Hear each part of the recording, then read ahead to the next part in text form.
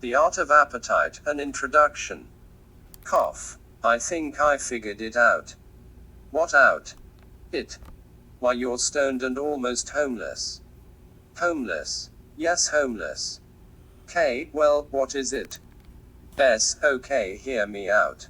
It is filling in the details of what's already happened. Almost happening. Something. K, S, that wasn't a good way to put it. First thought. We're filling in the details to what has already transpired, happened. K, why would that even be important? What kind of thinking do you do when I'm not around? S, oh that, yeah. No but. Okay, like the saying, show me a woe man that believes in free will, and I'll show you a woe man who inherits the thought. The stupid thing between Calvin and Luther that killed hundreds of thousands. K, chosen or received, free will or predestined, I think I see it. I thought you meant it would matter if true. S, how would it not be important? What would be the point of the experience, the capacity for our recognition of it? K, entertainment. S, like for us, or aliens. People who create our appetites, right? K, people create a description for our appetites that makes sense, but I don't see the significance. S, that's it. In a weird way, we trade off somehow the benefits of a slave-master relationship. As a consumer, we're choosing masters. At work, we are being told what to do. K, I think you are losing your train of thought. S, that almost worked. But with Calvin and Luther, we act like those wars wouldn't have happened without the specific content. Without Hitler, no World War II. Without this, World War I. Without this, the Revolutionary War, the Civil War, plague, famine, death. We are just working out the details to form a decision about it. K, to live or not to live. S, that was the question. He got it wrong, but the question was accurate. K, the timing, you mean, laugh. Good for you, now you can take credit. I still don't see how you think that's original. Ideological concepts buffer psychological isolation. Food is a description for appetite, and you're describing conditional aspects of human experience. S, think about this. Would you want to live without appetite? K, like eating and sex. S, I mean, what would we do with our time, right? What would be our motivation for the appearance of competence, excellence, for even getting up in the morning? Subjecting ourselves to an organizing authority, projecting the power of being in charge. Planning and approach, developing a display, choosing the forms, anticipating a reformation of satiated tensions as our something to look forward to. Without our appetites to motivate us, how would we experience pleasure, preference even? What would we anticipate? K, the art of appetite. Love is something. Would you want to live without that? S, love is something. What would you say draws you to someone? K, intelligence, humor, looks, of course. S, see, that's what I mean though. Half of that has a 12-month half-life, and then what? K, love takes work after the initial feelings wear off. Still nothing controversial, some people are better at it than others. S, at keeping the obligation. K, no. Yes. Of course, both in a sense. It's just a different kind of thing. S, so what would you look for from someone after you know the jokes and opinions, I mean, looks wear off? K, I think commitment, it works both ways. S, so that's kind of it again, isn't it? We anticipate at a certain point in the relationship, we'll begin trading in preference for an agreement of alternating slave-master kinds of things. Being good at it means accepting the terms. K, some people call it a relationship, laugh. Give and take. Still nothing controversial.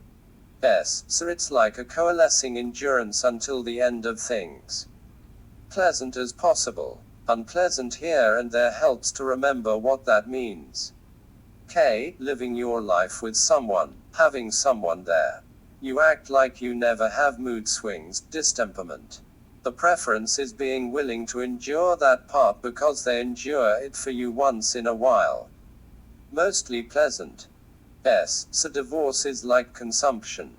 A candy bar ready to get a new flavor. Remaining married is like enduring one candy bar only for the rest of your days as a sign of a faithful commitment and good character. What if the taste over time has more to do with our tongues than what's in the wrapper? The overall goal of expectation in human relationships would be an eventual ability to chew compliance without complaint. K. God. You can describe it that way, but you're just trying to reconcile the invariance of systems. Any system that requires energy distribution is going to feel highs and lows. We don't necessarily need to find fault within a system in order to describe the process. S. See that is why I love you, kiss. K. Gee, thanks. What did you mean though? To live or not to live was the question. Are you not telling me something, just random thinking? S. Death. I don't know how to describe this, but I don't think we are supposed to experience it at the human level.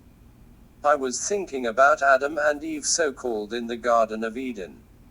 How we seem to choose the most efficient systems for describing appetites we more or less knew already, an appetite in search of a detail instead of husbandry. K. So simple and poetic. Dominion over the animals.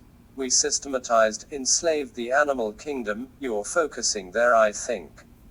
Do you think they had appetites? S. In the Garden of Eden. I can't imagine they didn't. It could have been they had a preference-forming habit that fed them without death being a part of any equation though. K. Like a vegetarian. S. Yeah, eating fruit, not the plant, maybe. I had a feeling like the overhead fruits were meant to fertilize the ground, feed the earth, something we've lost a thought of. The droppings would be okay. The air and oxygen were different maybe, providing less of a necessity for eating. Just thoughts, I can't add certainty to it. K. I'd be curious if you could. Strawberries are okay, but not the apple or peach unless they're rotting. You poop out a seed and a tree grows on the one hand, you keep the species alive because they taste good on the other. Eating animals is the same kind of thing as picking a berry from a bush. Their feet are on the ground just like yours. If we don't eat 'em, they might eat us first. Laugh. Still nothing controversial. S. Keep 'em alive. That's kind of it, isn't it? K. Are you thinking like this because of Clown Face and the red heads? The Me First revolution, or are we just random streaming? S. Clown Face. Laugh. K. I know you're on a roll, but do you want to hear the whole joke? I made it up myself. S. Okay, sure. K. I imagine someone told me I could ask our current leader one question, and then an okay, what is it for the setup? Do you ever worry about the sensitivities surrounding your insistence on presenting yourself to the public in clown face? S. Ha, OMG, that's a creeper. I had the same imagination except as a description of style and substance. Things that are decorated with paper mache for the victims of appetite. K. Doesn't look so good when it's raining. S. Hard to remember the meaning. How about this one? Do you think God is a critic?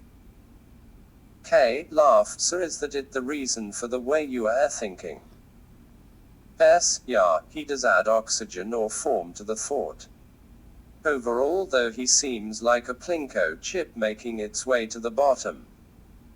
K. Lots of goals, many paths of least resistance.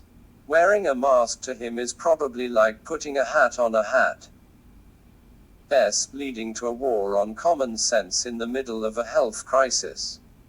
The performance does project at times death seeking a reception. That's more to point, but do they really enjoy it, or is it just sort of a resentment for engagement being forced out into the open? What is the point of lurching satiation to satiation, for a final stage of formlessness? Projecting taste as a master and appetite a servant. It seems like a conditioning process. Think about having an in-depth conversation with Socrates. We might complain later about not being able to keep up, but deep down our provocation to complain itself might be our ability to care about the subject. Over time, from that perspective, his unquestioned brilliance becomes an informal accusation. His feet are on the ground, as you said, and instead of being intimidated by a sideways view of his premise, they just kill him. He became a display of taste inside a small intestine of preference. Problem solve. You're making a mistake, I think, in judgment, but I am starting to enjoy the thinking now that I'm on your wavelength. Warming up to the thought takes me time to transition. So we experience things one way growing up, and then another as our metabolisms begin to slip. That's why Clown Face takes his proxy drugs. Stiffens his metabolism. Best metabolism speaks. It's mostly just the meds. When the metabolism peaks, we are more creative, more vivacious or gregarious, more prone to contribute in a way that is forward-leaning. I understand why people take TST/HGH cocktails. It even heightens the sense of awareness. That's the sell. What do you mean? I don't, but I mean. Red face. What if when the metabolism starts to decline we are supposed to? Let me restart.